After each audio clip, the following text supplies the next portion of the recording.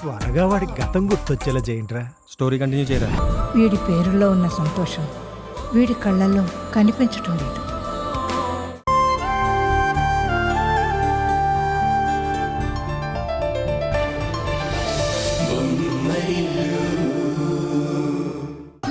విన్నావా సంజయ్?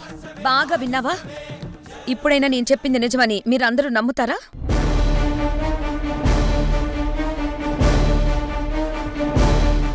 అయినా నేను హారికతో మాట్లాడినప్పుడు కూడా తనకు కేవలం మురారి తన బిడ్డ అని లాజికల్గా అర్థమయ్యేలాగా నిజాలు చెప్పానే కానీ నా దగ్గర ఉన్న ఈ రికార్డింగ్ని హారిక కూడా వినిపించలేదు.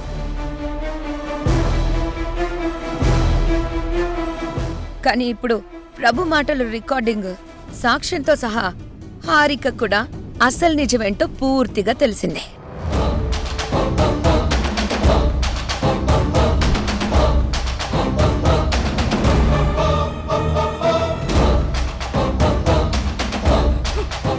అసలు మీరు మన బిడ్డకు కన్న తండ్రి అయితే ఇదంతా మేఘనక్క సాక్ష్యంతో సహా నిరూపించేదాకా ఎందుకు సైలెంట్ గా ఉన్నారు? కట్టుకున్న భార్యకు కన్న బిడ్డకు అండగా నిలబడడం ఒక భర్తగా తండ్రిగా మీ బాధ్యత.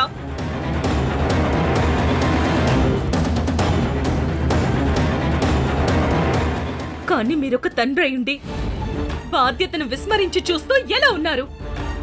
కన్న తండ్రి స్థానంలో ఉండి నా కొడుకు మురారి నా కళ్ళ ముందే తిరుగుతున్నా వాడు నా బిడ్డే అని చెప్పడానికి మీకు నోరెందుకు రాలేదు?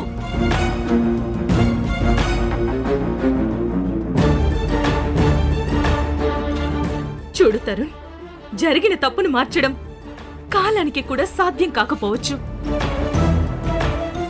కాని ఆ విధి రాసిన రాతను మార్చడానికి నువ్వు వాడిన ఈ నాటకం మాత్రం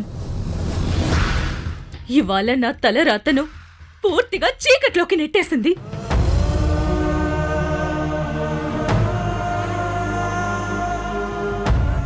సమాజంలో తప్పులు చేసే వాళ్ళను పట్టుకునే మీరు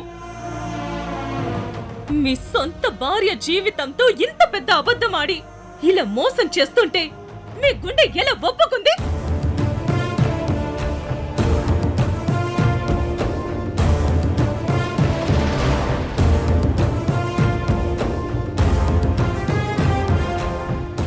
ఈ పరిస్థితి నుండి ఎలాగైనా తరుణ్ బావ గారిని కాపాడాలి.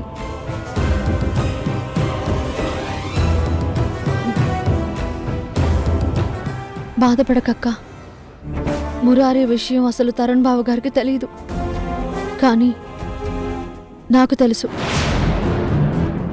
అవునక్క, మురారి మీ బిడ్డ అని నాకు తెలుసు.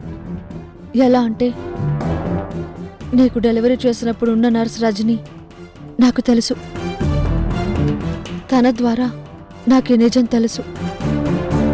కానీ నేను ఎవరికి నిజం చెప్పలేదు, తరుణ్ బావగారితో సహా.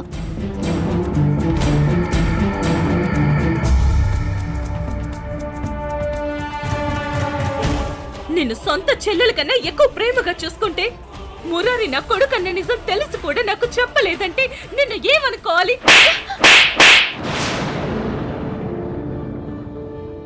కాలమా కాలమా ఈ మట్టి గొంతు వినవే, త్యాగమా త్యాగమా ఈ సత్యమింక కనవే.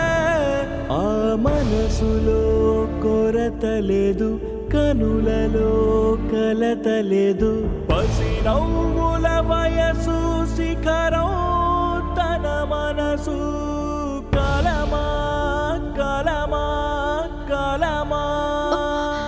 అక్క, నేను చెప్పేది ఒక్కసారి విను. నువ్వేం చెప్పొద్దు, ఏం చెప్పొద్దు, చెప్పొద్దు, ఏం చెప్పొద్దు, ఏం చెప్పొద్దు. హారిక హారిక హారిక హారిక ఏమైంది? హారిక హారిక చెప్పొద్దు.